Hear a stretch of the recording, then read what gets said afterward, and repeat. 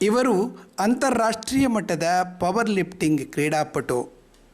ಉಳ್ಳಾಲ ತಾಲೂಕಿನ ಪಾಂಡುರಂಗ ಪ್ರಭು ಮತ್ತು ಸುಮತಿ ಬಾಯಿಯವರ ಮಗಳಾದ ಕುಮಾರಿ ಗೀತಾ ಬಾಯಿ ಉಳ್ಳಾಲ ನಗರಸಭಾ ಸದಸ್ಯರು. ಏಕಲವ್ಯ ಪ್ರಶಸ್ತಿ ಪುರಸ್ಕೃತ ಸತೀಶ್ ಕುಮಾರ್ ಕುದ್ರೋಳಿಯವರ ಗರಡಿಯಲ್ಲಿ ಪಳಗಿದ ಅವರ ಶಿಷ್ಯ. ಫಿನ್ಲ್ಯಾಂಡ್ನಲ್ಲಿ ನಡೆದಿರುವ ಅಂತಾರಾಷ್ಟ್ರೀಯ ಸ್ಪರ್ಧೆಯಲ್ಲಿ 4ನೇ ಕಂಚಿನ ಸ್ಥಾನ ಪಡೆದಿದ್ದಾರೆ. 16 ಬಾರಿ ಅಂತಾರಾಷ್ಟ್ರೀಯ ಮಟ್ಟದಲ್ಲಿ ಆಯ್ಕೆಯಾಗಿದ್ದಾರೆ. ರಾಷ್ಟ್ರೀಯ ಮಟ್ಟದಲ್ಲಿ 16 ಚಿನ್ನ, 17 ಬೆಳ್ಳಿ, 18 ಕಂಚಿನ ಪದಕ ಪಡೆದಿದ್ದಾರೆ. ಸೌತ್ ಇಂಡಿಯಾದಲ್ಲಿ ನಡೆದಿರುವ ಸ್ಪರ್ಧೆಯಲ್ಲಿ 10 ಚಿನ್ನ, 8 ಬೆಳ್ಳಿ ಪದಕ ಪಡೆದಿದ್ದಾರೆ. ರಾಜ್ಯ ಮಟ್ಟದ ಸ್ಪರ್ಧೆಯಲ್ಲಿ 34 ಚಿನ್ನದ ಪದಕ ಪಡೆದಿದ್ದಾರೆ.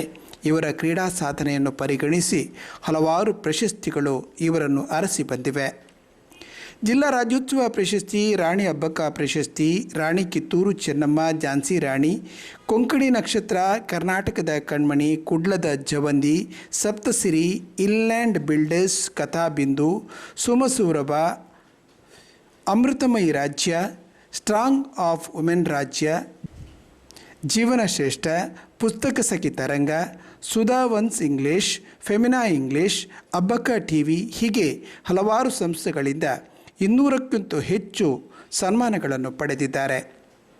ಟಿವಿ ಸಂದರ್ಶನ, ಕಥಾ ಚರಿತ್ರೆಗಳು, ATN ಸುದ್ದಿವಾಹಿನಿ, ಉದಯ ಸುದ್ದಿವಾಹಿನಿ, ಜೀ ಕನ್ನಡ ವಾಹಿನಿ, ಕಸ್ತೂರಿ ವಾಹಿನಿ, ಸ್ಟಾರ್ ಸ್ಪೋರ್ಟ್ಸ್, ಸುವರ್ಣ ವಾಹಿನಿ, ದೂರದರ್ಶನ ಮತ್ತು ಸ್ಥಳೀಯ ವಾಹಿನಿ, ಪಬ್ಲಿಕ್ ಹೀರೋ ವಾಹಿನಿ ಮಾಧ್ಯಮಗಳು ಎಲ್ಲದರಲ್ಲಿ ಗುರುತಿಸಿಕೊಂಡವರು.